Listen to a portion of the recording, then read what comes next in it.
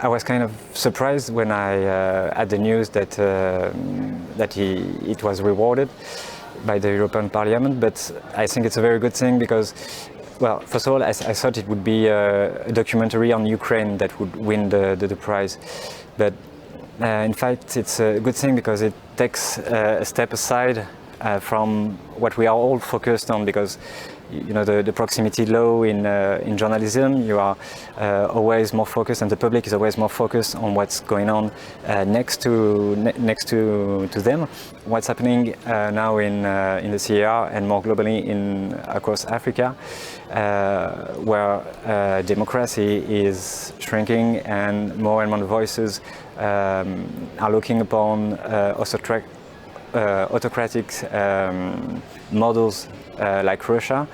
I think it says something about the future of the values that Europe is defending. This report basically is the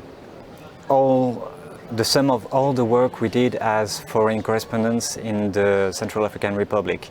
And before we arrived, the crimes that the mercenaries are accused of were already started to be documented, but there was this old part about the propaganda, the disinformation that remained undocumented, so we wanted to put that to light and to investigate it. Since the Russians came in 2018, there's this climate of fear, and especially in the press, it's very difficult for journalists, and especially local journalists, to work there.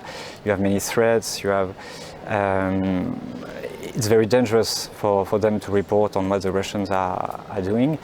Also, it was very difficult because we are French reporters, and as the growing anti-French feeling spread across the country, and encouraged by the Russian propaganda also, it became more and more difficult to gain access to the people who are working with the Russians, and to people who are part and make also this propaganda.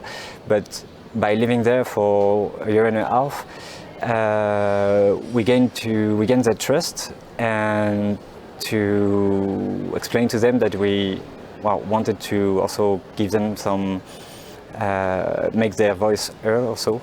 Also, I feel it's a big responsibility. It carries a lot.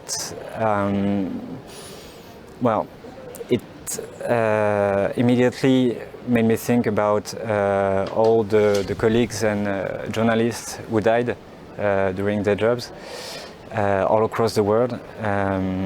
In Central Africa, we mentioned the three Russian journalists who died there in 2018, but in lots of other countries, so this prize goes to them, firstly.